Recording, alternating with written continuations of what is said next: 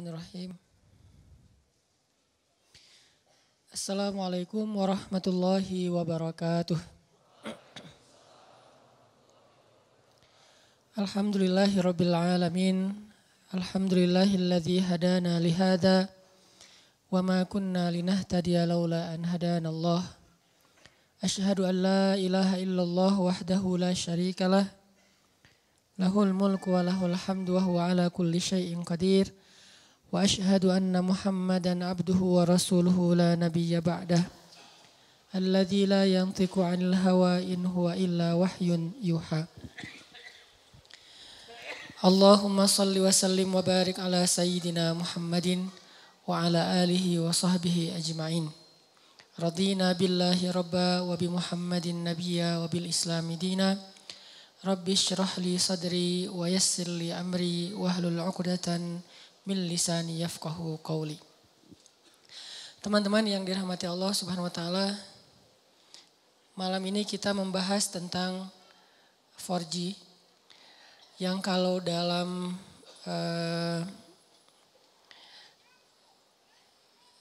handphone kita atau smartphone kita itu salah satu akses agar kita lebih cepat dalam mendownload atau dalam menjalankan aplikasi di handphone kita. Apalagi kita yang sering buka YouTube atau punya beberapa aplikasi-aplikasi yang memang butuh daya akses internet yang tinggi, itu dijadikan sebagai analogi tentang gimana cara kita membangun hubungan dengan Allah Subhanahu wa taala supaya ketika kita berdoa itu cepat diijabah oleh Allah. Supaya ketika kita ada masalah cepat dapat pertolongan dari Allah.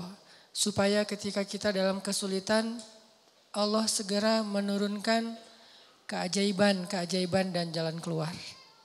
Dianalogikan dengan 4G. Dalam bahasa lain tuh bisa dibilang ini adalah wasilah. Gimana cara membangun wasilah antara kita kepada Allah Subhanahu wa taala sehingga aksesnya cepat. Sehingga loadingnya cepat. Makin berat masalah kita bukan semakin lambat loadingnya, harusnya semakin cepat. Karena ketika masalah kita berat kan kita butuh pertolongan lebih segera ya. Gak bisa ditunda. Nah, gimana cara membangun wasilah atau akses itu kepada Allah Subhanahu wa taala bahkan lebih daripada 4G. Sebelum itu saya pengen nyampein beberapa contoh kisah orang yang punya 4G ke Allah, yang punya wasilah yang bagus kepada Allah Subhanahu wa taala sehingga ketika mereka butuh Allah, Allah segera menurunkan pertolongan dan keajaiban dalam hidup mereka. Salah satunya adalah cerita Ibrahim bin Adham. Kita tahu Ibrahim bin Adham ini salah satu tokoh tasawuf yang dikenal di antara para ulama bukan dengan keilmuannya, bukan dengan hafalan hadis-hadisnya, bukan dengan fikihnya, tapi dengan kedekatannya kepada Allah dan diijabahnya doa dia. Ini Ibrahim bin Adham. Secara status Ibrahim bin Adham ini emang orang miskin. Bahkan bisa dibilang fakir. Tapi secara realitas kalau kita baca kisah beliau gak pernah kekurangan. Beliau gak pernah kesulitan. Miskin hartanya, hampir dibilang gak punya aset, gak punya tabungan. Tapi pengen apa aja Allah kabulkan. Mirip dengan Uwais Al-Qarani di zaman tabi'in. Emang orang miskin dari desa Qaran Yaman. Tapi Uwais Al-Qarani ini selalu dimudahin sama Allah dalam setiap urusannya. Jadi kesimpulannya dari sini kita jadi tahu yang paling kita butuhin dalam hidup itu bukan berlimpah harta. Yang paling kita butuhin dalam hidup itu bukan banyaknya aset. Walaupun itu baik dan itu sesuatu yang perlu disyukuri, bukan dihindari. Dan kalau perlu kita perjuangkan. Tapi itu bukan yang paling kita butuhin dalam hidup. bukan banyak teman. Walaupun banyak teman itu justru kebaikan. Dan seorang muslim itu emang harus bermuamalah, harus terbuka, harus banyak teman, banyak sahabat, banyak pengikut kalau perlu. Tapi bukan itu nomor satunya. Karena kalau kita punya banyak harta, tapi Allah Subhanahu wa taala tidak memberikan kita kebaikan di dalamnya, maka harta itu tidak memberi manfaat apa-apa buat kita. Malah banyak banget orang yang dengan harta yang bertambah juga masalahnya. Bertambah harta, bertambah konflik keluarga. Bertambah harta, bertambah banyak musuhnya. Bertambah harta, bertambah banyak yang ilfil sama dia. Yang lebih parah lagi bertambah harta, bertambah jauh dia dari Allah Subhanahu wa taala. Jadi ada dua kondisi nih. Ada orang yang minta harta karena dia salah paham, dia pikir kalau banyak harta itu hidupnya jadi mudah. Tapi biasanya kalau dia nggak hati-hati dengan bertambah harta, dia bertambah jauh dari Allah. Karena mulai lalai. Kalau tadi ketika hartanya sedikit, dia nggak bisa lalai, kenapa? Nggak ada fasilitas, nggak ada modal, mau lalai gimana? Mau jalan nggak punya modal, akhirnya di rumah aja. Mau entertain diri nggak punya modal, akhirnya entertain biasa-biasa aja di rumah. Paling minum teh di belakang sambil melihat anak-anak main, itu entertain dia karena nggak cukup modal. Tapi buat yang udah modalnya lebih kan nggak cukup entertainnya cuma minum teh kan. Buat orang yang punya harta lebih, masa kita malam mingguan cuma minum teh? Masa kita lagi liburan cuma di dalam kota aja gak kemana-mana? Kenapa? Karena dia ngerasa bisa ngelakuin yang lebih dari itu. Sehingga dengan tambah harta, kalau gak hati-hati malah tambah jauh dari Allah. Dia mengentertain dirinya, dia mulai melakukan hal-hal yang sia-sia. Dia mulai mengeluarkan hartanya di jalan-jalan yang bukan Allah ridhoi, sampai mulai judi segala macam kan. Karena ngerasa dia punya uang dan tidak masalah kalau rugi-rugi dikit lah, orang tabungan saya masih banyak. Mulailah dia ke Singapura, ke Hong Kong, ke tempat-tempat yang walaupun bukan ke kotanya yang kita permasalahin, ke beberapa spot atau tempatnya. Ini dia minta harta banyak nih. Ternyata harta itu tidak ngasih dia kenyamanan hidup. Belum lagi nanti dengan kehidupan lifestyle-nya yang udah berubah, rumah tangganya udah gak nyaman. Saya punya teman yang pernah ngerasain yang kayak gitu beberapa orang. Dan curhat. Alhamdulillahnya udah hijrah sekarang. Dia ngerasa, kenapa ya uang saya banyak, berlimpah, bisnis saya lancar, kok saya kayak jauh gitu dari anak. Hampir saya gak pernah duduk bareng dengan anak, gak pernah dengerin mereka curhat, gak pernah nemenin anak saya main. Bahkan nganterin sekolah atau jemput sekolah aja jarang. Saya pikir dengan memfasilitasi kebutuhan anak saya berarti saya udah sayang sama dia. Udah ada mobil pribadi khusus buat istri, buat anak, ada 3 anak masing-masing 1 mobil. Dengan alasan yang masih logis. Kalau 1 mobil bertiga nggak efektif karena sekolahnya jauh-jauh takut telat. Belum lagi nanti pulang sekolahnya beda waktu, kan nggak nyaman. Akhirnya dikasihlah 3 mobil dan itu logis sebetulnya. Dengan 3 driver. Bayar sekolah yang paling mahal. Kemudian di rumah masing-masing kamar tuh ada entertainnya dengan layar besar, layar datar gede dan segala macam, ada game segala macam. Pokoknya kehidupannya tuh udah sangat terfasilitasi, tapi kok nggak happy. Mungkin mereka nggak ngeluh masalah kurang makan, nggak ngeluh masalah kurang biaya, tapi mengeluh kurang sentuhan dari orang tua. Dia ngerasain itu. Karena semakin dia sukses, jaringan dia semakin luas, terus kerjaan dia semakin banyak, deadline-nya makin banyak yang mengepres dia, bikin dia benar-benar dalam keadaan stres tinggi.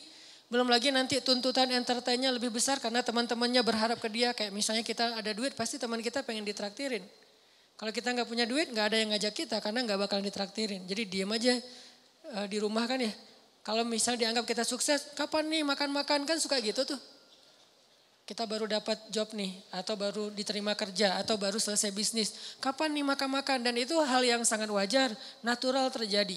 Sehingga keluar rumah pagi, pulang sore, malam harus keluar lagi buat entertain tamu segala macam. Dia punya beberapa Ferrari. Kadang-kadang balapan lagi, malam minggu balapan. Gak bahagia. Sampai akhirnya dia banting setir, dia tinggalkan semua itu, bahkan dia suka main ke Alexis dulu tuh. Dia bilang 1 malam tuh bohong kalau orang bilang di sana biasa-biasa aja. Saya 1 malam ngabisin di situ 150 juta Ustadz.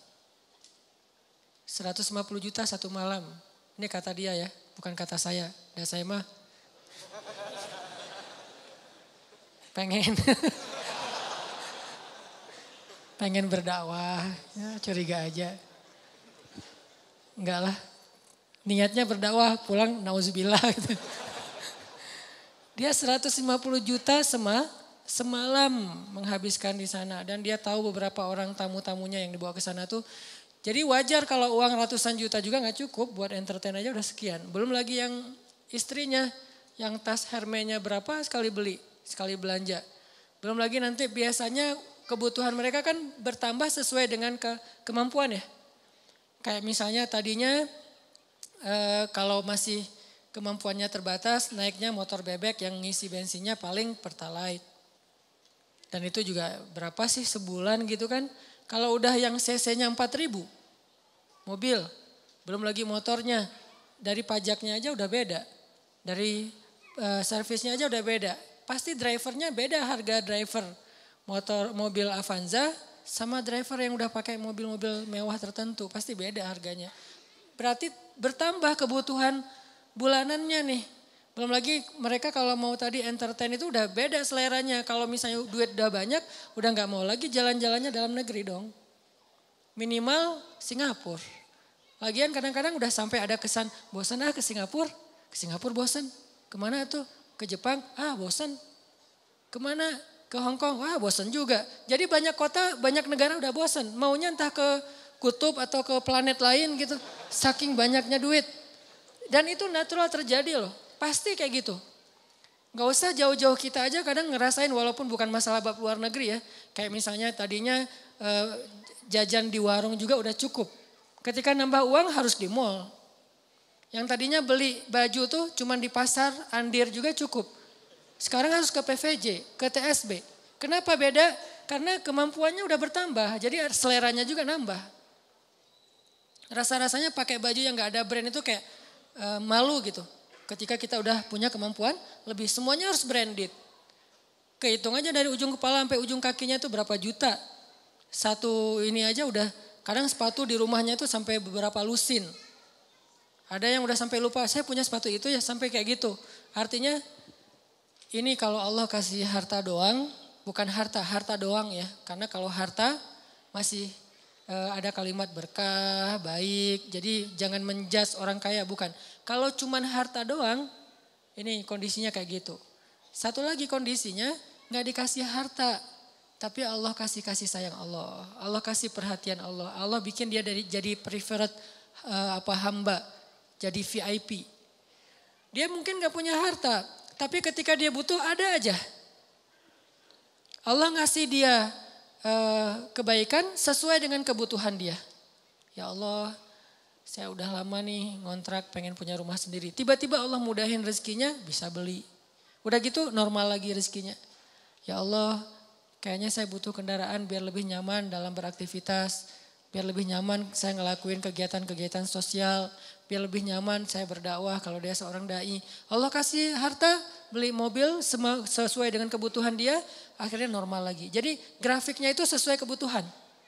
Bukan naik, dia gak butuh dan itu bahaya. Dia grafik rezekinya naik, sementara gak berbanding lurus dengan kebutuhan. Itu malah jadi bahaya. Akhirnya larinya kemana? Ke entertain.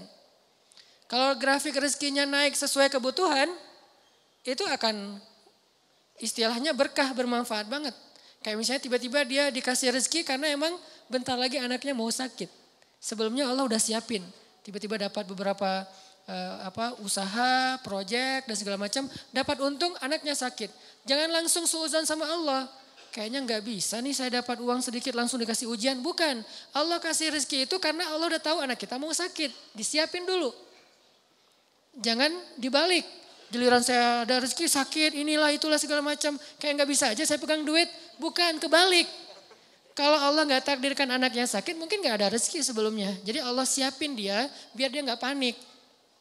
Karena Allah tahu batas kuota iman dia itu Allah tahu. Ada orang yang imannya dikasih ujian dulu baru dikasih pertolongan. Ada yang Allah imannya dikasih pertolongan dulu baru dikasih ujian. Kan beda-beda nih. Nah kita gak tahu, kadang kita ngerasain disiapin dulu sama Allah baru dikasih ujian. Kadang-kadang juga dikasih ujian dulu baru dikasih pertolongan. Kadang-kadang gak dikasih ujian aja ngeluh. Nah ini lebih parah lagi nih. Nah kadang kondisinya kayak tadi, kita disiapin dulu sama Allah, dimudahin dulu urusan-urusan kita, dilancarkan dulu rezeki kita, baru dikasih ujian. Kenapa kok tetap dikasih ujian? Karena Allah pengen ngelihat kita masih believe gak sama Allah, masih keep the faith gak, masih berdoa gak kepada Allah walaupun rezeki kita udah cukup nih untuk ngatasin masalah kita. Akhirnya kita pakai rezeki itu. Dan Allah pengen nguji juga, kira-kira kita berat gak nih dengan ujian itu ketika Allah sudah memberi kita rezeki. Dapat uang misalnya baru kemarin ada project gitu dapat 100 juta. Udah gitu terjadi musibah, anak sakit, habis setengahnya 50 juta. Kita ngeluh. Aduh, kalau saya nggak ada masalah pasti saya masih utuh nih 100 juta. Enggak, justru Allah Subhanahu Wa Taala ngasih kita bonus 50 juta. Gara-gara Allah pengen ngasih kita ujian. Kalau nggak ada ujian mungkin 50 juta, 100 juta sama sekali nggak ada, nol. Hanya kebutuhan harian kita doang. Kenapa nggak berbaik sangka kayak gitu kepada Allah? Sama kayak tadi, misalnya saya pernah mobil saya keserempet. Orangnya zalim, marah duluan, dia curi start. Sebelum saya marah, dia marah dulu. Kebiasaan. Kalau kita kan sebelum orang marah kita minta maaf duluan ya. Kita baik-baikan duluan, kita ketawa duluan biar nyaman nih ngomong komunikasinya. Dia enggak, dia marah duluan. Akhirnya karena dia marah duluan, dia kayak punya bergaining gitu. Akhirnya saya terpaksa bayar 1,5 juta. Gak lama seminggu kemudian saya dapat 15 juta dari sebuah usaha. Waktu itu saya masih punya beberapa usaha. 15 juta, kadang you was wish, datang setan ngebisikin. Kalau kemarin gak ada masalah udah utuh nih 15, udah jadi 16 juta setengah kan. Ini gara-gara kemarin ada masalah jadi pas 15 juta gak ada tambahan. Enggak, kalau kemarin saya gak keluarin duit 1,5 juta, maka gak ada 15 juta. 15 juta itu reward Allah buat keikhlasan, kesabaran saya. Bukankah Allah mengganti kerugian hambanya dengan yang lebih baik? Jadi logika ke Allahnya kayak gitu. Sehingga ada hamba yang kalau kita lihat dia nggak punya aset yang berlebih. Ada sih cuman nggak banyak-banyak amat. Nggak punya tabungan yang kayak gimana gitu, biasa aja tabungannya. Masih normal banget, bahkan sedikit riskan. Ini gimana kalau anaknya sakit nggak ada duit? Kan ada Allah. Ini bukan kata-kata pasrah ya, ini kata-kata tawakal. Beda pasrah sama tawakal. Pasrah nggak berikhtiar. Tawakal tetap ikhtiar, tapi ikhtiar itu tangan, hatinya bergantung kepada Allah. Jangan sampai hati bergantung ke tangan. Jadi kalau tangan gak megang duit, hati resah. Harusnya tangan mah megang duit, megang emas, megang perak, megang apa aja. Itu gak ngaruh ke hati orang, hatinya gantungnya ke Allah. Bukankah di antara arti ikhlas itu adalah tidak ada bedanya antara emas dengan batu? Di mata orang yang beriman tidak ada bedanya emas dengan batu. Sama di mata dia. Gak membuat dia lebih bahagia gara-gara dia pegang emas. Gak membuat dia berkeluh kesah gara-gara dia megang batu. Biasa aja. Dia manfaatkan emas, dia syukuri, dia sedekah, dia pakai untuk fasilitas dirinya. Dia berikan hak-hak orang yang ada di dalamnya. Kalau dia megang batu, ya sudah dia bersabar. Jadi gak ngaruh buat dia, karena hatinya di langit bukan di bumi. Cuman tubuhnya yang di bumi. Karena kita kan terdiri dari 2 elemen ya. Ada roh, ada jasad. Roh kita berasal dari langit. Jasad kita berasal dari bumi, diciptakan dari tanah, itu jasad. Tapi roh itu tiupan Allah. Sehingga harus kembali kepada fitrah masing-masing. Roh itu adanya hati. Maka hati kita harus selalu terikat dengan langit. Walaupun realitasnya tubuh kita tetap berada dan berpijak di bumi. Jangan sampai hati ikut-ikutan berpijak di bumi. Inilah yang jadi bahaya. Ketika hati kita udah berpijak di bumi. Saat itu kita keluh kesah. Saat itu kita kurang bersyukur. Saat itu kita jadi banyak masalah. Jadi ada kayak keresahan gitu. Oh dia asetnya pas-pasan. Tabungannya sedikit. Kalau anaknya sakit gimana?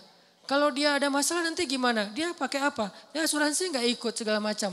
Ini kalimat-kalimat orang yang mungkin masih lebih percaya kepada fasilitas harta daripada hubungan dengan Allah.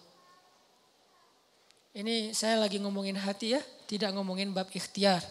Kalau bab ikhtiar seolah-olah kita hidup selama-lamanya. Jadi terus mencari dunia.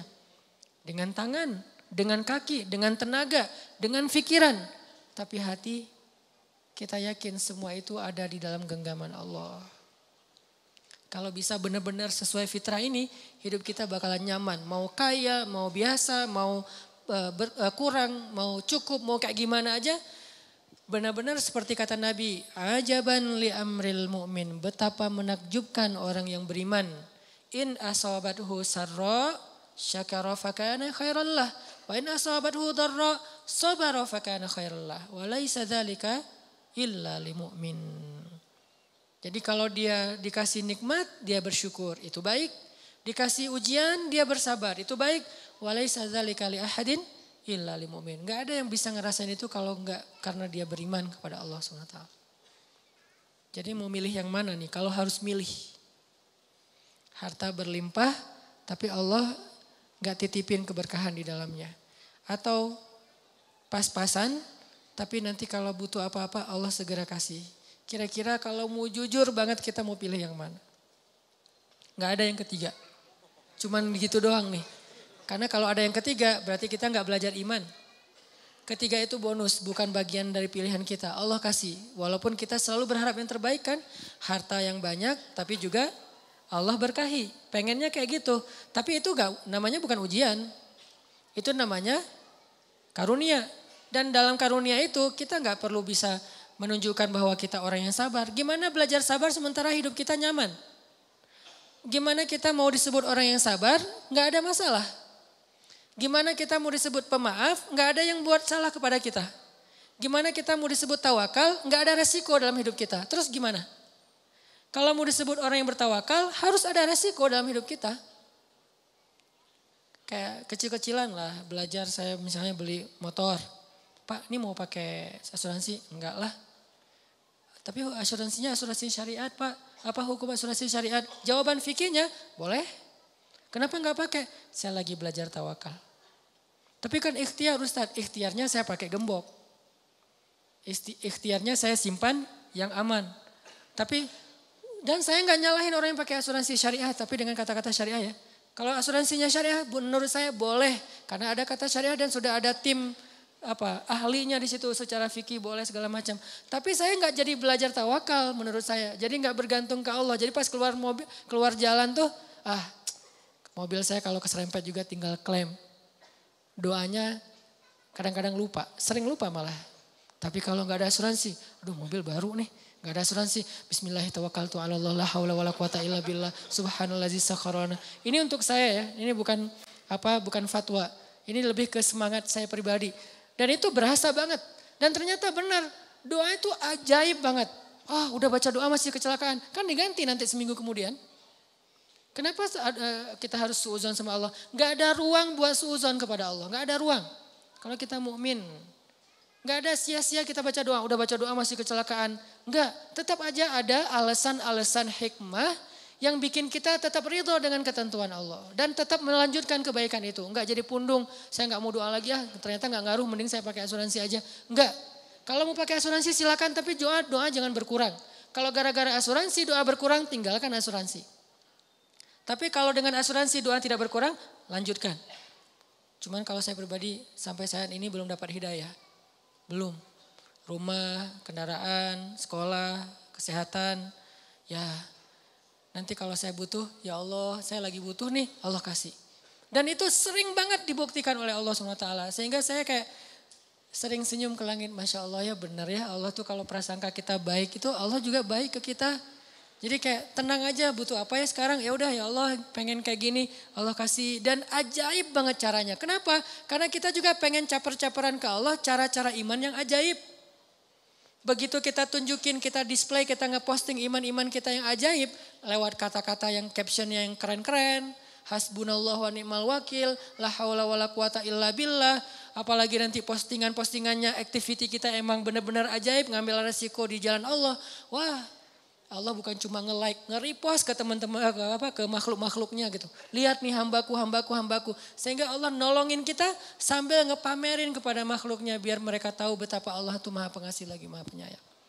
Ini cara bangun akses ke Allah biar 4G.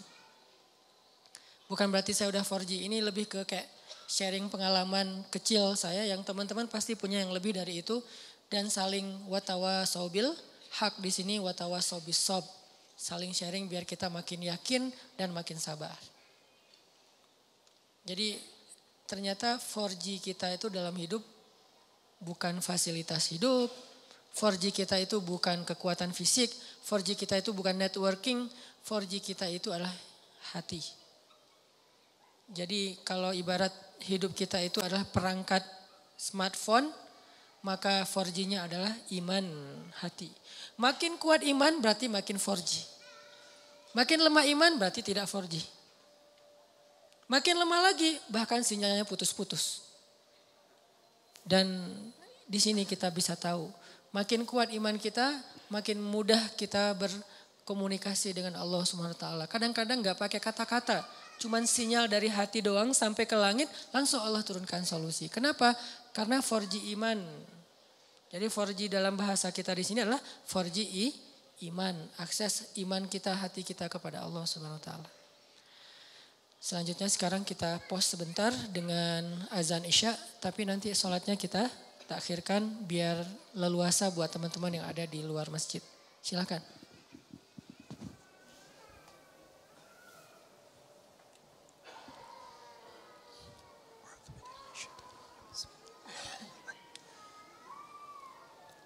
Allah.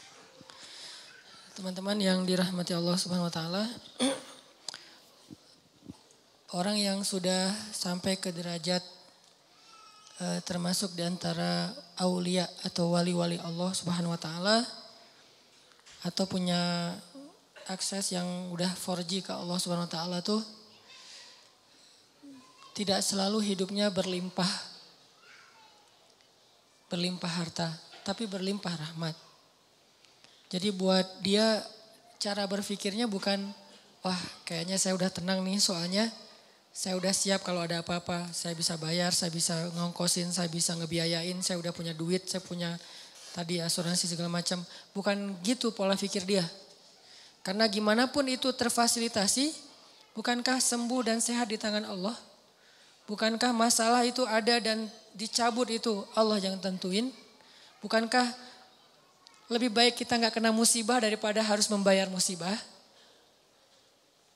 Kayak misalnya nih, kita pakai sebuah jaminan. Dengan harapan kalau nanti saya kena musibah, saya bisa ngeklaim. Bagusan mana dengan kita minta jaminan dihindarkan dari musibah-musibah? Dihindarkan sama sekali atau dihindarkan dari yang paling besar? Sehingga dikasih hanya musibah-musibah kecil. Atau sama sekali dihindarkan. Tentunya kalau misalnya kita mau berpikir logis, harusnya kita memilih jaminan yang dihindarkan sama sekali kan. Daripada yang gak apa-apa kena musibah asal bisa ngeklaim dan gak akan rugi tambahan. Walaupun setiap bulan juga ada biaya ini. Ini cara berpikir yang selama ini mungkin harus kita bangun kembali nih. Kita rekonstruksi lagi pola pikir tentang iman. Pola pikir yang robbaniyin kalau dalam bahasa Al-Quran.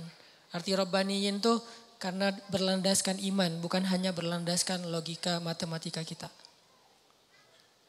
Kayak misalnya sedekah. Kata Nabi enggak ketemu sedekah dengan musibah di hari yang sama. Berarti kan dihindarkan kan? Terus sholat subuh. Siapa yang sholat subuh berjamaah berarti dia berada di dalam fahuwa fi zimmatillah. Berada dalam jaminan Allah. Berarti kan dijamin sama Allah nih. Kalau gitu nggak perlu pakai lagi ini. Boleh, nggak apa-apa pakai jaminan-jaminan dari manusia, lembaga-lembaga kayak gitu, kayak asuransi syariah. Boleh, nggak apa-apa. Cuman jangan sampai hati kita terlibat di situ. Itu kan ikhtiar ya.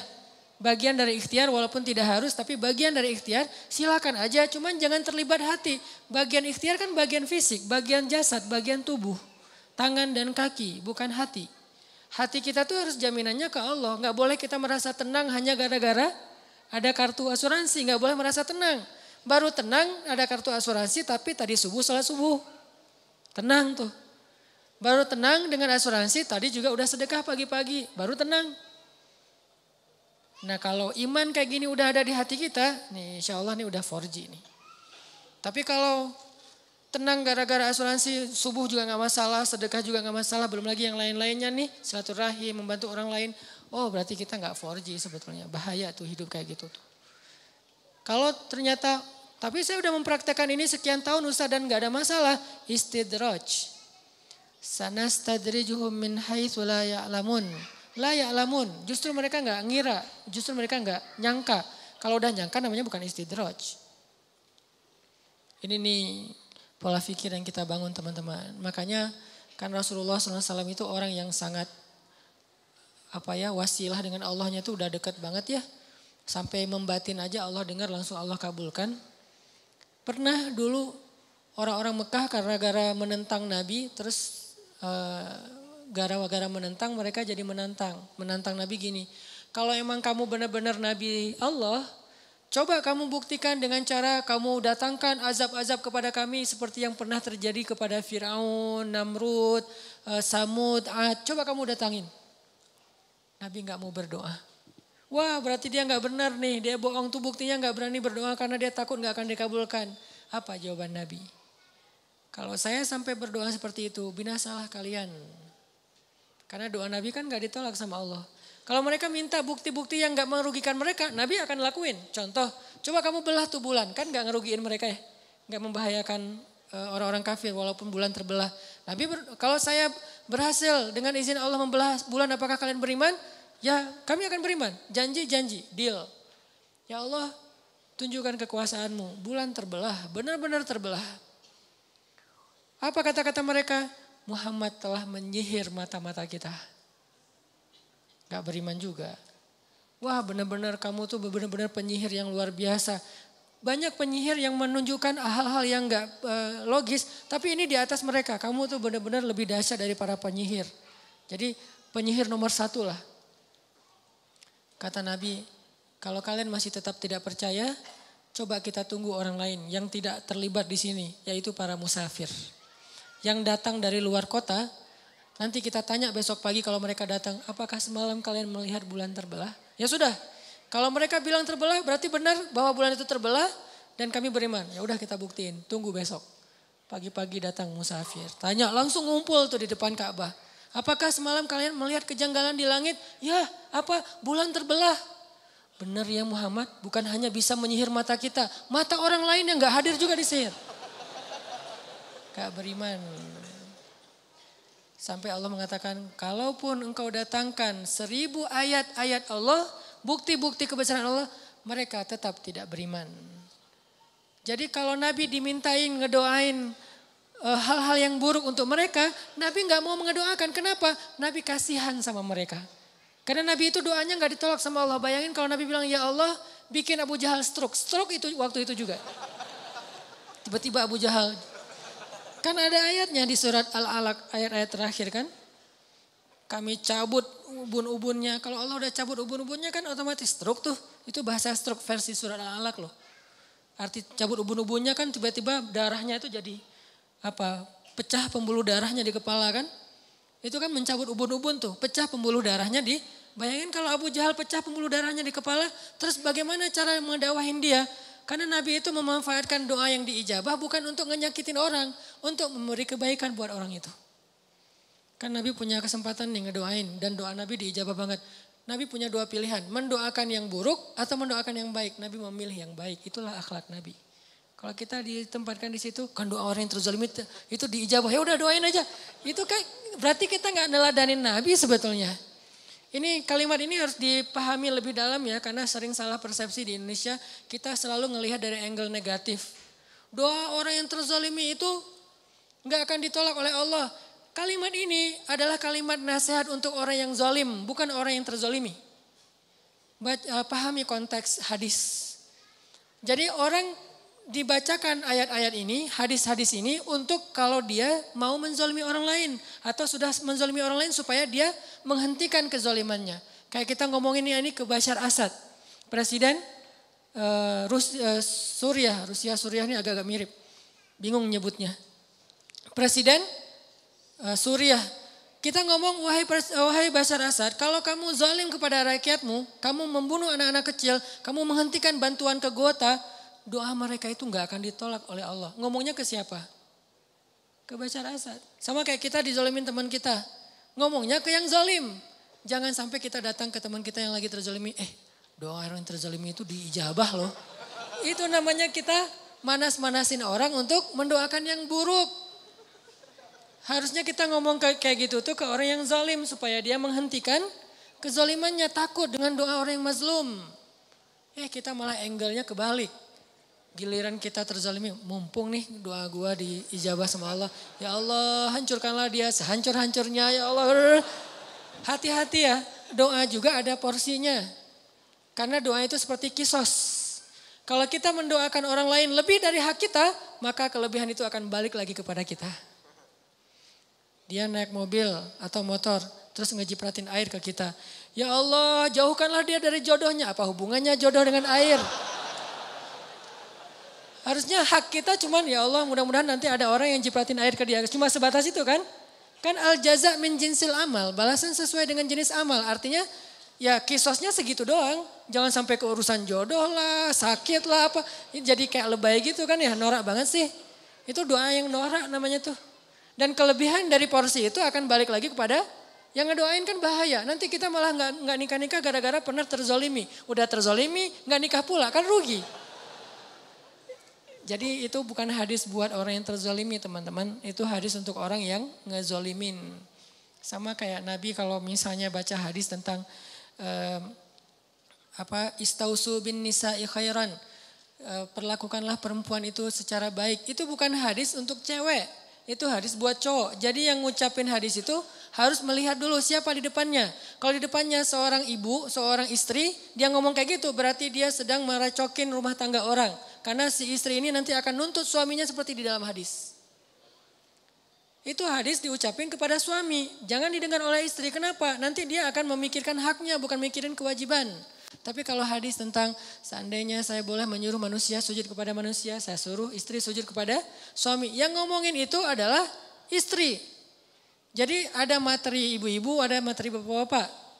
Jangan sampai seorang ustadz ceramah tentang sujudnya perempuan kepada suaminya di depan suami. Itu bikin suami makin kegeeran. Wah sayang istri saya gak datang nih. Padahal bagus banget nih materi malam ini. Gitu kan ya. Akhirnya minta ke panitia ada gak rekaman yang semalam. Untuk apa Pak? Mau saya share ke istri saya. Ini yang terjadi.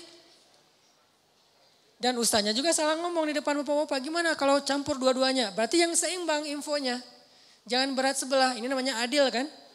Karena dengan adil itu lebih dekat kepada ketakwaan. Jadi intinya Nabi itu doanya diijabah. Tapi beliau gak memanfaatkan buat ngehancurin musuh-musuhnya. Kecuali memang sudah masanya kayak Nabi Nuh. Doa beliau kan diijabah. Dalam waktu yang 950 tahun doa beliau hanya untuk kebaikan kaumnya aja. Ya Allah beri mereka petunjuk ini. Tapi Allah yang menentukan. Setelah 950 tahun baru Nabi Nuh berdoa ya Allah hancurkanlah orang-orang kafir itu sehancur-hancurnya. Jangan biarkan mereka punya keturunan karena keturunan mereka akan merusak di muka bumi. Kapan Nabi Nuh doa itu? Setelah 950 tahun berdoa. Wajar gak sih ngedoain kayak gitu? Ditentang, dihina, dicela, dibully. 950 tahun dibully loh di grup. Kita baru berapa lama dibully di grup geng kita? Share hadis, wah sok soleh, wah ada ustadz, ada nabi palsu, segala macam. Udah 950 tahun, akhirnya kita keluarin lagi kalimat, ya Allah hancurkanlah semua anggota member grup ini. Belum 950 tahun, jadi manfaatkanlah kesempatan kita kalau lagi dizolimi untuk ngedoain yang baik-baik. Kalau nggak bisa yang baik-baik buat orang lain karena nggak rela banget nih, minimal untuk diri sendiri, apa salahnya? Kan itu kesempatan banget kan buat kita berdoa dan Allah ijabah. Kalau nggak bisa ngedoain ya Allah beri dia petunjuk kayak rasanya agak-agak kayak nggak rela gitu kan. Udah jahatin saya didoain yang baik lagi. Nggak semua orang mampu, realistis aja lah. Kalau nggak bisa gitu minimal buat diri sendiri ya Allah tambahkanlah kesabaran saya. Loh kok minta disabarkan? Berarti makin mau aja disakitin. Bukankah sabar itu kebaikan bahkan lebih dari setengah iman? Hampir bisa dibilang seluruh iman kita itu adalah intinya sabar. Sehingga yang dibilang orang mukmin adalah orang yang sabar. Orang yang sabar berarti dia mukmin. Berarti kita minta kebaikan ya Allah kuatkanlah kesabaran saya. Kayak misalnya kita lagi baper sama pasangan kita, jangan ngedoain yang buruk buat dia. Kalau nggak sanggup ngedoain yang baik buat dia, minimal yang baik buat kita. Ya Allah kuatkan kesabaran saya, ya Allah jadikan saya lebih baik, ya Allah jadikan saya lebih dicintai oleh dia. Yang baik-baik aja minta. Nah, ini orang yang mencontohi teladan Rasulullah SAW. Jadi selama ini banyak angle tentang sirah Nabi yang kayaknya perlu kita lihat dari angle yang lain. Terlalu mainstream kalau hanya melihat angle-angle yang biasa kita dengar selama ini. Bukan salah, cuman kayaknya masih kurang utuh. Saya nggak suka menyalahkan orang lain, tapi masih kurang utuh. Ternyata ada angle yang lebih efektif daripada angle. Salah satu contohnya yang tadi aja. Ini Nabi Muhammad SAW kayak pas beliau pulang dari Taif kan disakitin kan.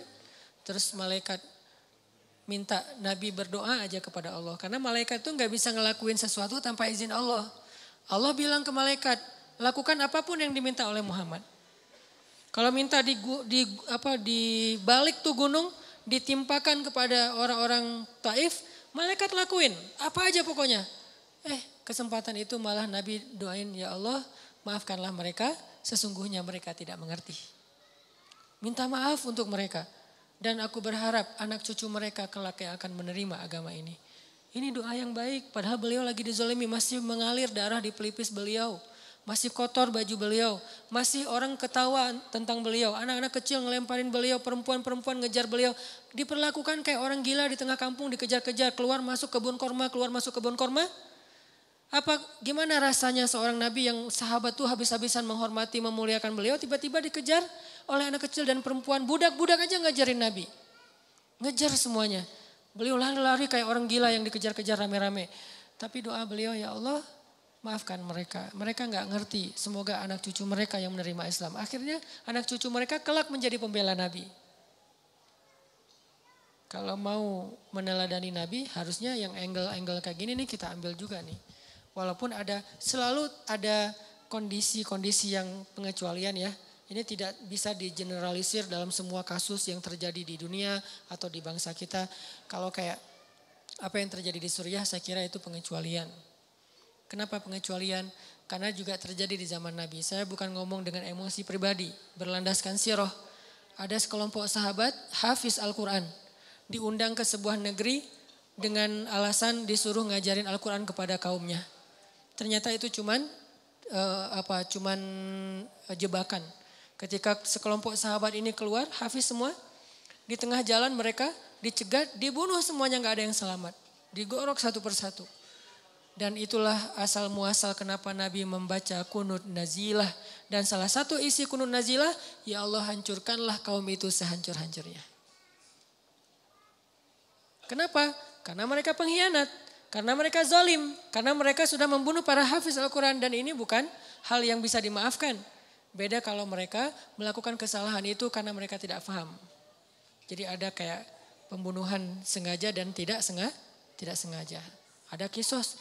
Itu baru beberapa orang hafiz. Gimana yang jutaan atau minimal ratusan ribu hafiz. Anak kecil lagi belajar ngafal Quran di masjid, tiba-tiba dibom. Kalau enggak dibom masih mending, kalau meninggal langsung. Ada yang tertimbun dengan reruntuhan, putus tangannya, putus kakinya, retak kepalanya. Itu udah biasa kejadian sehari-hari itu di Suriah. Yang lebih berat lagi bukan cuma dibom dan luka-luka. Pakai senjata kimia yang sesak nafas luar biasa kayak kita nyemprot kecoa kan ya. Sampai kejang-kejang lalu mati dalam keadaan sedang kejang-kejang. Kebayang gak sih untuk kita? Kita mungkin ngomong maafin dong. Kita gak ngerasain sih.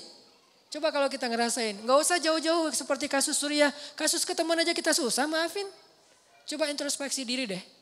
Kalau kita ngomongin tentang Suriah, harusnya kaum muslimin tuh maafin presidennya segala macam. Pernah gak ngerasain dizalimin sedahsyat itu? Coba bandingkan dengan kasus kita dengan teman yang cuma baru digibah sedikit udah gak mau maafin. Udah langsung sholat tahajud, ujuk-ujuk tahajud. Biasanya gak pernah tahajud. Kenapa? Pengen ngedoain yang buruk buat temannya. Padahal baru cuma sekedar gibah. Realistis dong kalau berpikir, yang fair. Saya tuh paling gak suka berpikir yang gak adil. Kalau kita memperlakukan orang lain pengennya kayak gitu, harusnya kita juga jadi kayak gitu dong. Baru kita ngomong. Ini banyak yang maafin, tapi enggak. Kasus kecil aja, enggak usah, saya mungkin salah ngomong. Bukan kasus kecil, kasus yang lain ya. Bukan kasus kecil. Kasus yang lain misalnya masalah anjing dijadikan sebagai makanan buaya. Demo kan? Saya respect dengan demonya. Tapi pertanyaan saya, di mana ketika Suriah? Demo enggak? Apakah mereka juga protes? Enggak usah demo, mungkin protes lewat sosmed. Sama seperti apa? Kalau kita mau porsinya sama, mungkin masih sama dengan anjing nih. Kalau porsinya sama harusnya lebih kan? Dan baru berapa ekor anjing yang digituin? Mungkin di Solo ada orang bikin kayak warung yang makanannya anjing, terus kayak beberapa kasus yang kucing yang digantung tuh gara-gara makan ikan di rumahnya terus digantung, dipukul-pukulin, protes semuanya. Benar, harus protes. Karena hewan itu tidak berdosa, kenapa digituin? Nabi aja mengatakan masuk neraka gara-gara membiarkan kucing mati kelaparan kan? Tapi kan bukan hanya hadis kucing, di dalam hadis-hadis Nabi ada 300.000 hadis. Kalau kucing aja masuk neraka gimana manusia coba? Kan itu analogi sederhananya. Kalau kucing aja dosanya besar banget, anjing aja ngasih minum bisa masuk surga, gimana ngasih minum orang yang terzolimi di Gota, di Aleppo, di Suriah, Palestina, Rohingya. Gimana rasanya, gimana pahalanya coba. Jadi ini baru fair. Saya nggak memprotes sama sekali tentang demo anjing, demo kucing segala macam. Itu keren. Tapi jangan gitu-gitu doang. Harus yang fair. Kalau ini aja demo, yang itu lebih dong. Kalau ini aja pakai hashtag, yang itu juga harusnya hashtagnya sampai di scroll hashtag semua tuh isinya.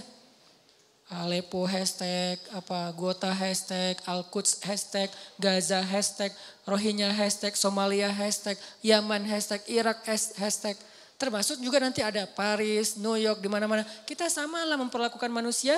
Ini bukan masalah agama, ini masalah kemanusiaan. Fair. Tapi yang terjadi kayaknya kurang fair. Gak tahu ada masalah apa di dalam hati kita. Fi qulubihim marad. Semoga Allah menyembuhkan penyakit hati kita. Kenapa kalau udah mengatakan asyhadu alla ilaha illallah wa asyhadu anna muhammadar rasulullah perlakuannya jadi beda?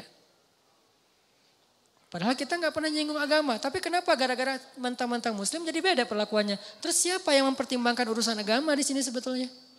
Kita selalu bilang kemanusiaan. Mereka nggak mau membantu hanya gara-gara asyhadu alla ilaha illallah. Terus yang ngomongin agama siapa? Kita atau mereka? Dan kita mah nggak membedakan. Yang ngomongin asyhadu alla ilaha illallah kita bantu. Yang nggak ngomongin asyhadu alla ilaha illallah asal terzolimi kita juga ikut simpatik dan membantu. Semampu kita. Kalau nggak membantu pun minimal kita menyatakan sikap kasihan dengan ikut prihatin dengan kondisi di Amerika beberapa saat yang lalu atau bahkan di Israel ketika ada badai. Ini fair, Islam itu fair banget, adil karena salah satu ciri khas dari Islam itu adil. Balik lagi ke tema kita, teman-teman, intinya adalah akses kita ke Allah itu adanya di hati. Ibrahim Adham tadi lagi musafir sama muridnya. Terus nggak makan seharian lapar, mungkin udah 2 hari nggak makan, lapar banget pokoknya. Dan buat orang seperti Ibrahim bin Adham, lapar itu bukan Allah nggak baik sama beliau, karena kebaikan dalam persepsi mereka udah bukan dunia lagi, udah benar-benar hikmah. Muridnya yang ngeluh, bukan Ibrahimnya yang ngeluh, muridnya ngeluh. Guru lapar ya, gimana ya, kita belum makan, nggak ada bekal apa-apa. Akhirnya kamu punya kertas, punya pulpen, punya sini ditulis sama Ibrahim. Bismillahirrahmanirrahim. Rabbi syair. Tulisannya syair tapi doa. Jadi berdoa dengan syair, lembut bahasanya. Rabbi engkau maha pengasih, engkau apa segala macam. Muji-muji Allah. Ujung-ujungnya engkau tidak membiarkan hambamu yang lapar kecuali engkau memberi makan. Jadi kayak kalau kita bikin 1 menit video di Instagram cuma 2 detik doanya. 58 detik muji-muji Allah. Ini smoothnya doa Ibrahim bin Adham. Kalau kita kan 58 detik doa cuma 2 detik doang yang muji ya. Bismillah, alhamdulillah, ya Allah, panjang gitu kan ya. Kalau Ibrahim bin Adham gak gitu. Bismillah, alhamdulillah sampai 58 detik cuma 2 detik terakhir ya Allah saya lapar. Cuman gitu doang. Dan itu pun diantara pujian-pujian. Persis kayak doanya Nabi Ayub. Rabbi massaniyad-durru wa anta arhamur rahimin. Langsung habis minta, enggak minta pun cuma bilang ya Allah saya sakit. Tapi enggak apa-apa engkau maha pengasih tetap, saya enggak akan mengeluh. Gitu coba bahasa doanya. Kan ini keren banget doanya. Bukan ya Allah saya sakit, engkau ngelihat enggak sih saya sakit udah sekian lama ya Allah apa maunya engkau ya Allah, saya udah turutin semua maumu, saya udah tahajud, ngeluh ini namanya bukan doa, komplain, demo. Sedangkan Nabi Ayub, ya Allah saya sakit. Tapi enggak, engkau tetap maha pengasih lagi, maha penyayang. Malah pengasih, paling pengasih lagi tuh, muji ditutup. Jadi kayak enggak enak mau ngomong saya sakit, langsung ditutup dengan kalimat pujian, itu Ayub. Sehingga Allah ngedengerin doa Ayub, langsung Allah mengatakan, ni'mal abd. Itu hambaku yang keren banget kata Allah. Nikmah itu keren. Nikmah itu baik banget. Langsung Allah sembuhkan saat itu juga. Kenapa? Bagus cara komunikasinya dengan Allah. Selain yakin, bahasanya juga enak ke Allah.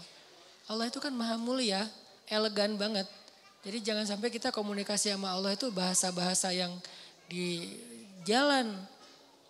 Harusnya kita komunikasi dengan Allah itu dengan bahasa elegan. Karena kita lagi berhadapan dengan zat yang maha elegan. Maha mulia, maha bijaksana, maha santun. Coba lihat bahasa Al-Quran kan santun banget. Sama kayak bahasa Nabi kan, Nabi orangnya santun banget. Kalau ngomong tuh muter dulu, padahal maksudnya ini. Kenapa? Gak tega mau ngomong langsung. Mikir panjang.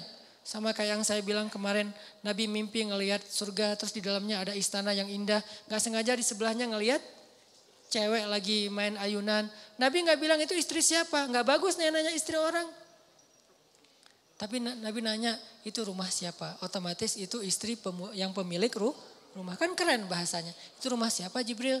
Rumahnya Umar, astagfirullah langsung balik arah. Gak sengaja ngelihat istrinya Umar, ngomong ke Umar, aku lihat rumah kamu di surga. Oh gitu ya Rasulullah, terus gimana? Ya udah gitu aja kata Nabi. Gak mau dijelasin, khawatir Umar jadi cemburu. Nabi kok ngeliat istri saya sih kan jadi gitu ya, gak enak ya. Diam aja Nabi, ya Rasulullah jelasin gimana suasana rumah saya, pekarangan kayak gimana gitu. Terus kata Nabi, enggak usah lah Umar udah cukup segitu aja berbahagialah. Ya Rasulullah ngejar terus akhirnya, maaf ya gak sengaja istri kamu lagi ayun-ayunan saya ngeliat. Tapi gak sengaja loh Umar. Ya Rasulullah, Umar tersenyum. Bagaimana mungkin saya cemburu kepada engkau ya Rasul. Baru Nabi lega gitu. Kan lembut banget cara Nabi bertutur. Allah aja nyuruh Nabi Musa dan Harun ngomong ke Firaun itu, wa qula lahu qaulan layyinan. Ucapkanlah untuk Firaun itu kalimat yang lembut wahai Musa dan Harun. Karena Allah tahu banget lah hamba yang satu ini Musa ini kalau ngomong, wah orasi Musa teh. Beda dengan Harun diplomasi kan. Kalau Musa tuh orasi, orator banget. Wahai Firaun, harusnya gitu. Tapi enggak, wahai Firaun. Gara-gara apa? Baca deh secara emosi ayat di surat Toha dan Al-Qasas. Makanya saya suka tafsir fi zilalil Quran. Nanti teman-teman bisa cari di toko buku. Tafsirnya Syekh Said Qutb yang ditulis dalam penjara tuh. Karena itu tafsir yang paling emosional. Dia kayak ngelibatin emosi hamba yang beriman dalam memahami sejarah adegan-adegan kayak gitu. Sehingga kita kebayang gitu kejadiannya. Kalau nggak ada emosinya kan kayak flat ya. Kayak kita baca adegan biasa aja. Ternyata kalau kita baca dari angle emosional kita terlibat dalam ayat Al-Quran. Itu benar-benar Nabi Musa tuh berbicara lembut dengan Firaun. Firaun ngomong, Nabi Musa diam. Nggak dibantah sama Nabi Musa. Nanti pas Firaun udah selesai ngomong baru Nabi Musa ngomong. Nggak ada bantah-bantahan, potong pembicaraan, apa segala macam. Pura-pura teleponnya, disconnect akhirnya diputus. Maaf ya tadi keputus padahal emang sengaja diputus. Nggak ada Nabi Musa kayak gitu. Didengerin, udah selesai ngomong dijelasin lagi. Dan jujur, siapa yang ngomong gini wahai Musa? Allah kata Musa. Kamu tahu ini enggak? Enggak tahu, Allah yang tahu. Saya tanya dulu ke Allah, jujur enggak sok tahu. Ini bahasa-bahasa yang lembut. Kita ke Allah juga gitu. Nabi Zakaria. Zikru rahmati rabbika abadahu Zakaria. Iznada rabbahu nidaan khafiyya. Nidaan khafiyya. Suara yang lirih. Ngomong sama Allah itu lembut.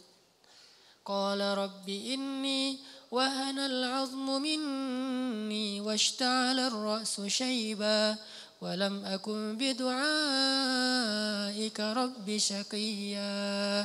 Di ayat yang lain, rabbi habli min ladunka dzurriyyatan thayyibah innaka sami'ud du'a. Apa rahasia dari kalimat ini? Nabi Zakaria itu udah berdoa puluhan tahun loh. Tapi selalu mengatakan engkau maha mendengar doa. Bukan, engkau dengar gak sih ya Allah? Bukan. Udah puluhan tahun minta anak masih ngomong sesungguhnya engkau maha mendengar doa. Pujian. Gak ngeluh sama sekali. Kan bagus banget bahasanya. Harusnya awal-awal engkau maha mendengar doa ya Allah. Engkau dengar kan ya Allah. Dengar gak sih? Nah kan berubah nih. Awalnya yakin, mulai ragu, akhirnya ingkar. Ini kita. Kalau Nabi Zakaria makin lama berdoa makin innaka sami'ud du'a. Engkau maha mendengar doa, engkau maha mendengar doa. Terus aja gitu. Belum dikabulkan sehari, sebulan, setahun. Innaka sami'ud du'a, 2 tahun. Innaka sami'ud du'a, 10 tahun. Sampai puluhan tahun masih kalimatnya innaka sami'ud du'a, engkau maha mendengar doa. Apa kurang yakin Nabi Zakaria? Makanya Allah tuh sayang banget akhirnya dikasih. Langsung sekali dikasih anak terbaik. Bisa dibilang kata sebagian ulama satu-satunya orang yang nanti di hari akhirat ketika dibangkitkan gak punya dosa. Yahya alaihissalam. Makanya kalimatnya wassalamun alaih yauma wulida wa yauma yamutu wa yauma yub'atsu hayya. Salam, selamat dia ketika dia dilahirkan, selamat ketika dia diwafatkan, dan ketika dia dibangkitkan udah selamat. Bangkit udah selamat. Jadi kalau di antara sahabat ada yang dijamin masuk surga, itu kualitasnya kayak gitulah kurang lebih Nabi Yahya di antara para anbiya. Pastinya semua itu adalah keutamaan yang dimiliki oleh Rasulullah SAW. Cuman kalau di nabi-nabi yang lain di-share beda-beda. Kalau Nabi Muhammad semua keutamaan para anbiya ada pada diri beliau. Tapi nabi-nabi yang lain beda-beda. Nabi ini lebihnya di sini, nabi ini lebihnya di situ. Karena kata Allah, wa kadzalika faddalna ba'dahum ala ba'd. Begitulah kami berikan kelebihan sebagian nabi atas sebagian yang lain. Beda-beda kelebihannya. Tapi Nabi Muhammad merangkum semua kelebihan para anbiya dari Nabi Adam sampai Nabi Isa. Semua mukjizat ada pada beliau, cuman gak semua dikeluarin. Kalau mau beliau tuh kayak avatar gitu kan. Semua elemen dikumpulin kan. Itu Muhammad banget tuh. Yang lain kan dibagi-bagi, ada yang api, ada yang tanah, ada yang air. Ini semuanya dapat. Nabi Sulaiman dengan jinnya. Nabi Muhammad bisa lebih dari itu, cuman gak mau pamer. Kalau mau Nabi Muhammad bisa lebih dari Nabi Sulaiman, ngumpulin pasukan jin. Nabi Sulaiman berperang dengan pasukan jin. Nabi Muhammad pasukan malaikat, lebih keren siapa? Cuman kan bukan kita mau banding-bandingin para anbiya ya. Lebih kepada mau ngelihat betapa luar biasanya Nabi Muhammad. Nabi Sulaiman perang pakai pasukan jin. Ada jin penyelam, free dive gitu jinnya teh.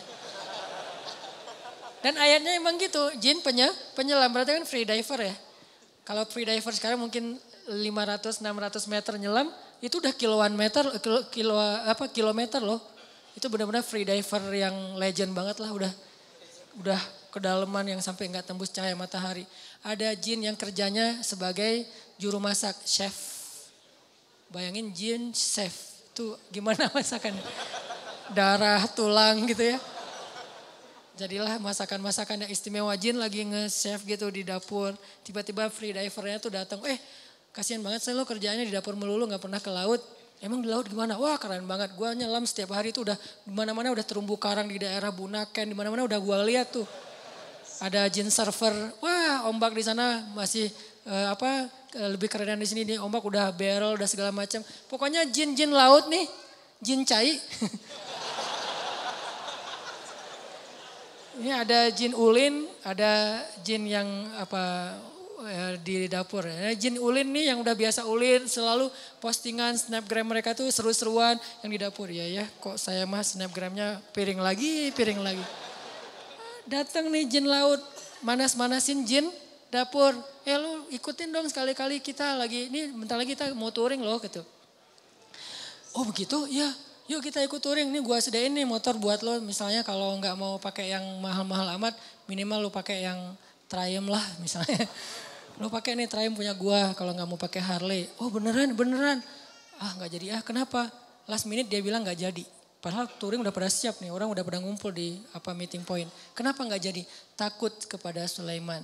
Padahal Sulaiman nggak ada. Bukan cuma nggak ada, sudah tiada. Bukan cuma nggak ada, sudah tiada. Artinya mereka nggak tahu kalau Sulaiman sudah wafat. Cuman wafatnya keren sambil duduk. Kalau kalau orang yang nggak beriman mungkin wafatnya jungkir balik ya. Ini duduk aja tenang sambil zikir wafat. Baru jatuh gara-gara tongkat beliau pegang itu dimakan rayap. Dan kira-kira berapa lama buat rayap butuh waktu untuk merusak tongkat. Dan itu tongkat warisan para nabi, berarti tongkat yang kayunya bagus. Beberapa hari kan? Atau mungkin beberapa bulan.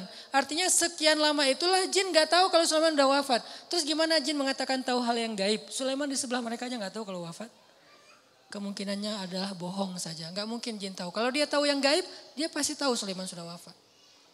Ini jin. Nabi Muhammad pasukannya malaikat. Kalau Nabi Sulaiman lalu lalang jin keluar masuk ke istana beliau. Nabi Muhammad malaikat keluar masuk ke masjid beliau. Dan bukan malaikat biasa. Dzumirratin, malaikat yang paling wibawa, paling karismatik, malaikat paling diseganin di langit. Kalau dia lewat semua malaikat pada diem. Ada yang lewat. Siapa? Jibril. Kalau Jibril udah lewat diam semuanya. Kenapa? Wibawanya Jibril. Kalau Jibril ngomong malaikat pada nunduk semuanya. Wibawanya Jibril. Malaikat sekeren ini teman mainnya Rasulullah SAW. Soulmate-an berdua. Sampai kalau Jibril gak datang Nabi Muhammad sedih. Kemana ya Jibril udah lama gak ngopi bareng.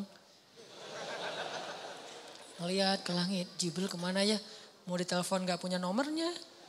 Karena gak ada telepon dulu. Doa aja ya Allah mana Jibril, mana Jibril, mana Jibril. Jibril juga di langit. Aduh pengen banget ketemu Nabi Muhammad nih di bawah gimana ya gak bisa turun. Kenapa? Wa ma natanazzalu illa bi amri rabbik. Asbabun nuzul ayat itu di surat Maryam. Kami tidak turun Muhammad kecuali perintah Allah. Pengen sih turun cuma belum ada perintah jadi gak bisa. Walaupun malaikat itu emosional, punya perasaan, tapi nggak bisa menurutkan perasaannya kecuali dengan sami'na wa ta'na. Jibril pengen turun, Muhammad pengen ketemu. Sama-sama kangen nih, bayangin kangennya dengan manusia, dengan malaikat. Kan keren banget. Malaikat aja kangen sama Nabi, kita nggak ada yang ngangenin. Aduh. Ini malaikat aja kangen, kan keren banget akses 4G-nya ya. Pas Jibril turun, wah Jibril, wah Rasulullah, slow motion. Akhirnya Nabi nanya Jibril kemana aja, kok nggak pernah ketemu udah beberapa hari. Ya Rasulullah saya juga kangen. Tapi kata Allah, wa ma natanazzalu illa bi amri rabbik. Kami tidak turun kecuali dengan perintah Allah. Akhirnya ditulis syair, bahasa-bahasa yang lembut. Ada sedikit kalimat ya Allah kami lapar. Tapi kecil, ibarat baitnya panjang, cuman setengah bait kami lapar. Sisanya puji-pujian ke Allah. Lalu setelah Ibrahim bin Adham selesai nulis kayak gitu, digulung kertasnya, dikasih ke muridnya, dia bilang, keluarlah dari masjid ini, serahkan kertas ini kepada orang yang pertama kamu temui di luar masjid. Siapa? Pokoknya siapa aja, laki-laki ya, bukan cewek, bahaya kalau cewek. Laki-laki pertama yang kamu temui di luar masjid, keluar tuh. Lagi di jalan di depan masjid tiba-tiba muncul seorang laki-laki lagi bawa bungkusan gitu. Assalamualaikum, waalaikumsalam Pak, ini ada kertas dari siapa? Dari guru saya. Pas dibaca langsung menangis laki-laki itu, diserahkan bungkusan itu, kembalilah kepada gurumu. Pas dibuka adalah 1.000 dinar. Siapa laki-laki itu? Allahu a'lam. Semudah itu menyelesaikan masalah di antara mereka. Bukan berarti kita berharap sedekah, bukan ya. Ini hanya sebuah inspirasi. Semudah itulah memberi rezeki kepada hamba yang Allah ridhoi. Jadi kalau kita punya 4G ke Allah itu sebetulnya cuma butuh gini doang. Ya Allah. Gitu doang masalahnya. Kadang-kadang gak pakai iya Allah doang. Allah beres. Kadang-kadang gak pakai Allah cuman ahad. Belum jelas kan? Cuman satu. Tapi bukan dalam masa kampanye ya. Satu itu langsung Allah beri pertolongan. Kan Bilal itu gak ngomong ya Allah tolonglah saya lagi disiksa nih. Allah lihat nih bekas-bekas siksaan. Gak ada. Cuman satu kata pendek loh. Kalau kita kan doanya tuh udah buka baju dan tunjukin ya Allah nih lihat nih saya lukanya banyak nih apa segala macam. Pokoknya udah lebay banget lah kalau kita berdoa ya. Sahabat doanya gak lebay, lembut. Ahadun ahad, ahadun ahad. Langsung saat itu juga ditolong sama Allah. Mana Ustadz ditolong kan berbulan-bulan Bilal disiksa. Emangnya pertolongannya itu hanya dengan dibeli oleh Abu Bakar dan dimerdekakan? Salah paham lagi nih. Pertolongan pertama Allah kalau hambanya lagi UGD, bukan dibikin langsung sembuh, tapi dikuatkan hatinya dengan kesabaran. Itulah pertolongan pertama. Bilal ketika disiksa, Allah gak langsung nolong Bilal dengan cara dibeli sama Abu Bakar di hari yang sama. Hari ini disiksa, hari ini dibeli, hari ini dibebasin. Itu gak keren ceritanya. Gak ada kelihatan kesan Bilal sabar, terus gak jadi cerita yang melegenda kan. Kalau cuman hari itu disiksa, hari itu dibeli, hari itu dibebasin, gak akan melegenda nama Bilal. Dia melegenda karena lama disiksa.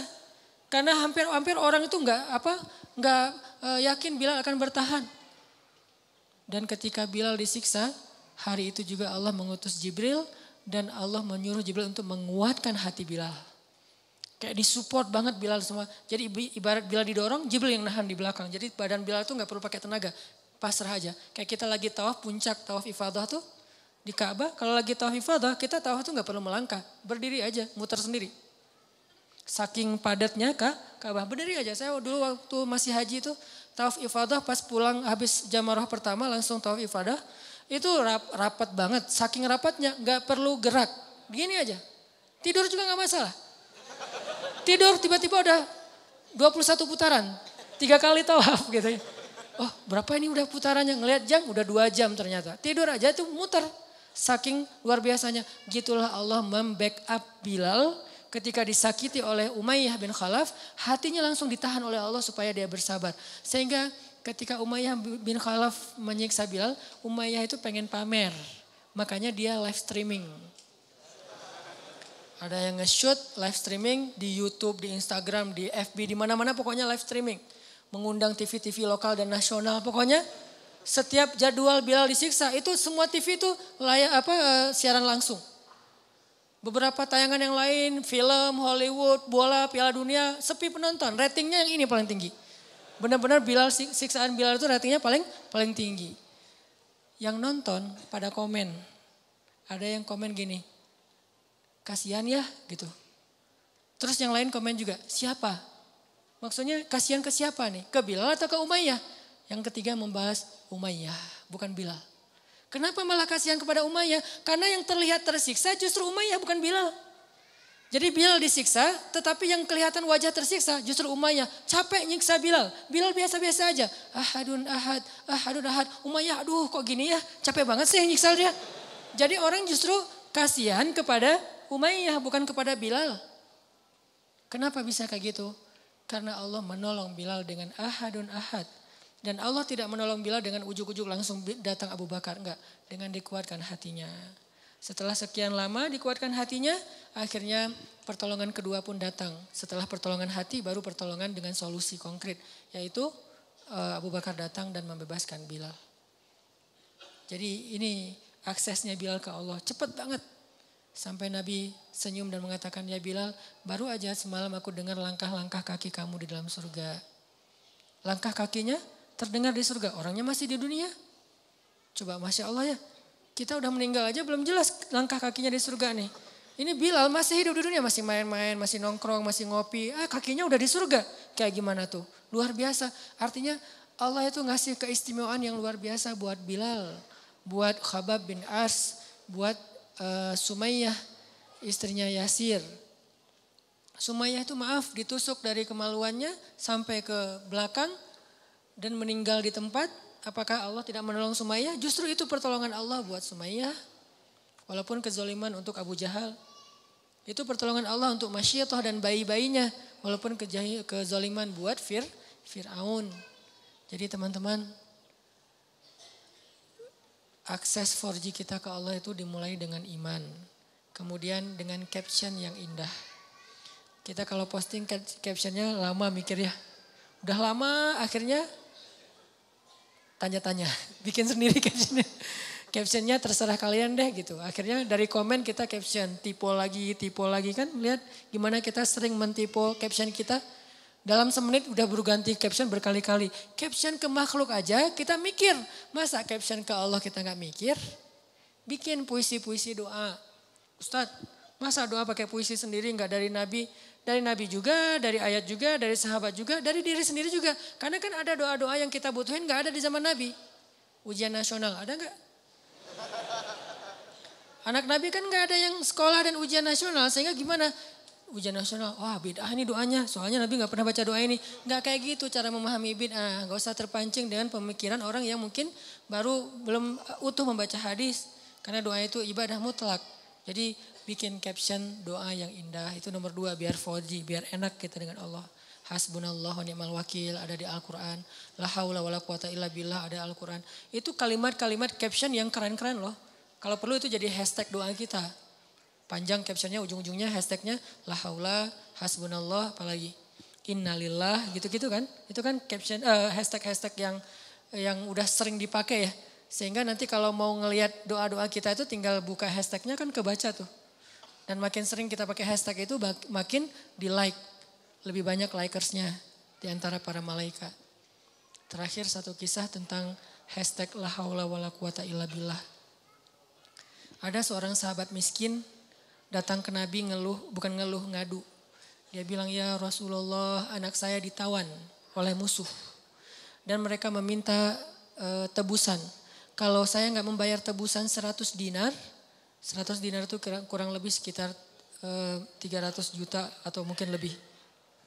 Kalau saya nggak menebus anak saya 100 dinar, malam ini juga mereka akan membunuh anak saya. Deadline-nya besok pagi, malam ini saya harus bawa tebusan itu. Saya nggak punya harta ya Rasul, saya udah minjam-minjam ke tetangga, nggak ada yang sanggup. Sedikit-sedikit belum sampai 100 dinar, ya Rasulullah gimana? Rasulullah juga lagi bokeh, nggak punya duit. Sahabat-sahabat banyak yang di luar kota, jadi nggak ada yang bisa dimintain tolong. Akhirnya ketika itu Nabi bilang kepada dia, dawamkan la haula wala quwata illa billah malam ini juga.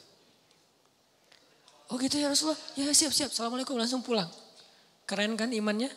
Berarti kan 4G imannya udah mantap nih, bukan ya Rasulullah itu kan baru kata-kata belum duit.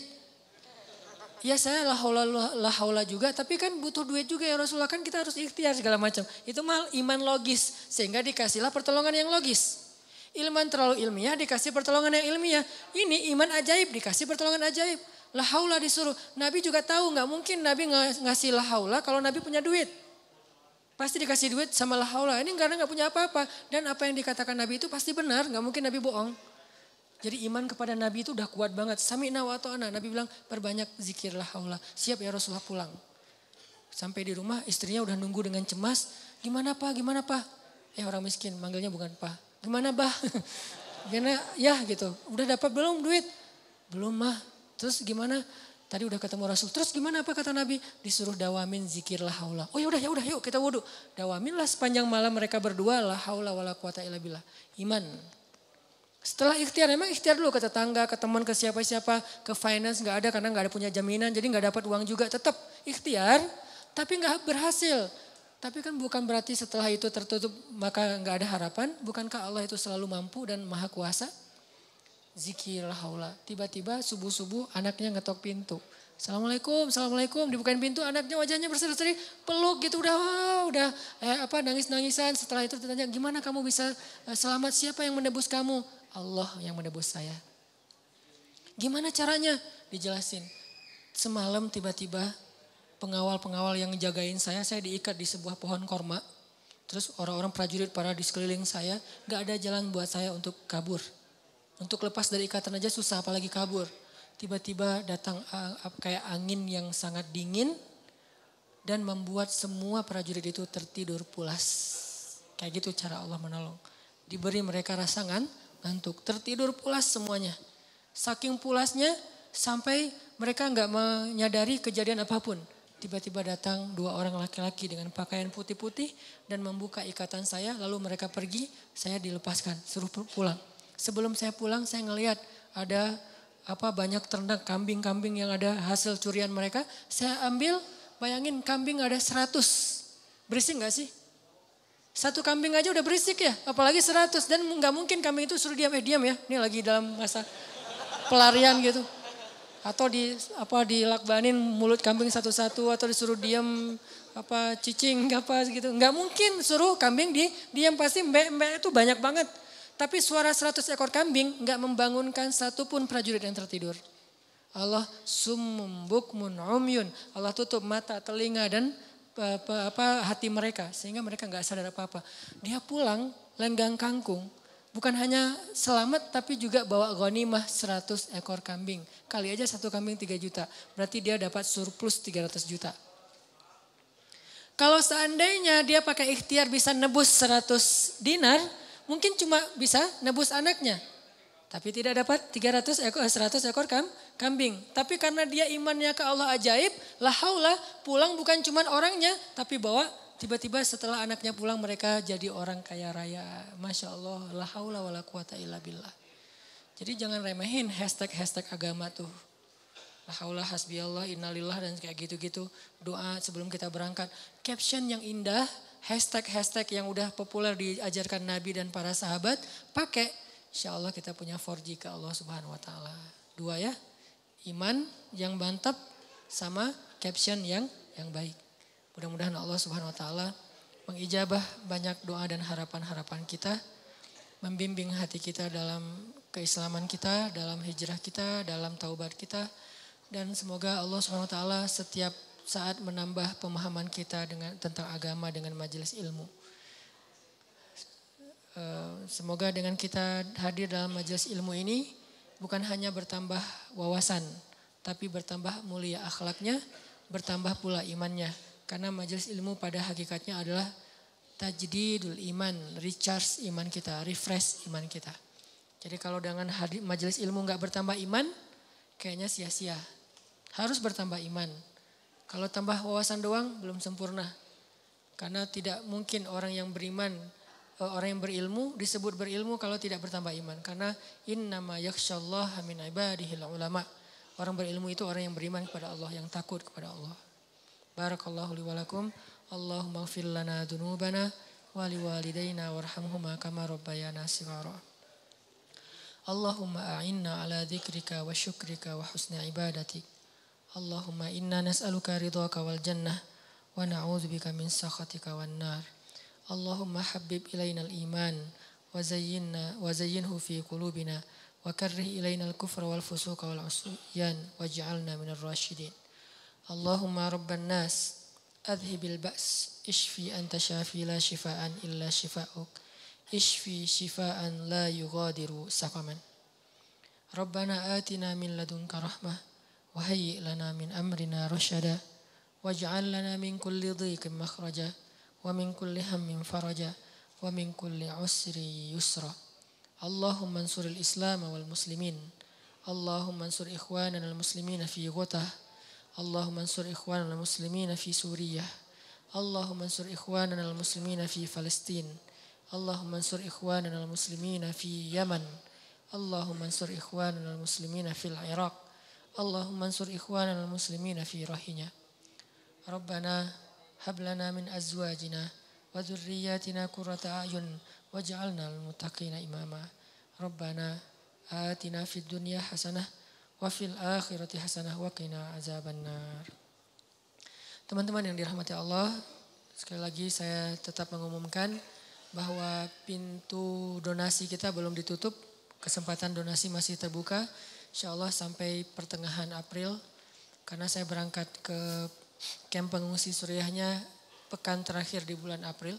Jadi siapa yang masih mau berinfak fisabilillah untuk saudara-saudara kita di Ghouta, di Suriah secara umum, silakan nanti langsung kepada panitia atau dalam waktu dekat kita akan posting di Instagram saya dan Pemuda Hijrah nomor rekening yang akan kita gunain untuk mengumpulkan dana. Sekarang lagi disiapin dan insya Allah ini akan saya bawa sendiri, disalurkan sendiri, dan kita sekaligus saya mau survei. Kita akan bikin program kemanusiaan secara reguler di unregistered camp yang ada di perbatasan Suriah Turki.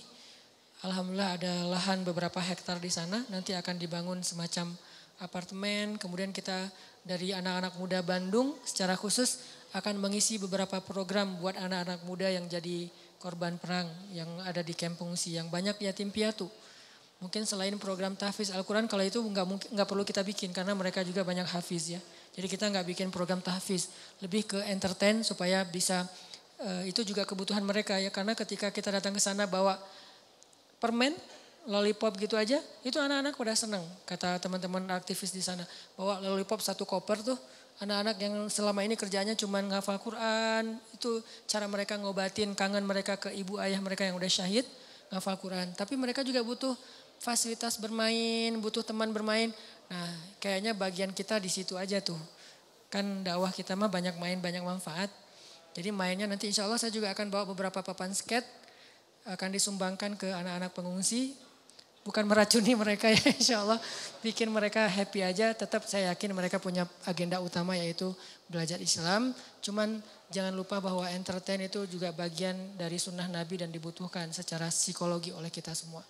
Mudah-mudahan bagian itu bisa diisi oleh anak muda Bandung. Siapa tahu dengan kita nyumbang kita kayak nge-DP-in ke Allah, serius pengen ke sana. Suatu saat nanti teman-teman dari berbagai macam komunitas kita kayak bikin kerjasama, kolaborasi, program entertain anak-anak Suriah di camp. Tahun 2019 atau 2020 kita bisa ada perwakilan masing-masing, kita berangkat bareng nih. Anak muda Bandung, anak komunitas, anak main, anak musik, anak-anak industri kreatif berangkat ke Suriah. bikin gebrakan yang tidak dilakukan oleh negara-negara Arab. Karena menurut saya sih kalau dari sisi kreatif dan entertain, Bandung itu bisa jadi leader di dunia. Kita udah jadi leader, bukan hanya bisa, kita udah jadi leader di dunia dalam industri kreatif, apalagi dengan youth movement, kan kota Bandung kota youth movement ya. Nah ini kita lakukan bareng-bareng nanti. Jadi kita ke sana bukan mau perang, bukan mau angkat senjata. Teman-teman pasti nggak percaya saya bakalan angkat senjata ya. Angkat istri aja ngos-ngosan apalagi ngangkat senjata. Kita insya Allah bakalan ngisi program-program lebih kepada kemanusiaan dari angle youth, anak muda. Jadi saya tetap motivasi, yuk kita bareng-bareng siapin dari sekarang. Siapa tahu 2019, 2020 benar-benar Bandung anak mudanya sampai ke Suriah, sampai ke Palestina untuk membantu kemanusiaan dari kreativitas kita di Bandung insya Allah. Saya yakin banget itu gampang dilakukan oleh kita. Barakallah, assalamualaikum warahmatullahi wabarakatuh.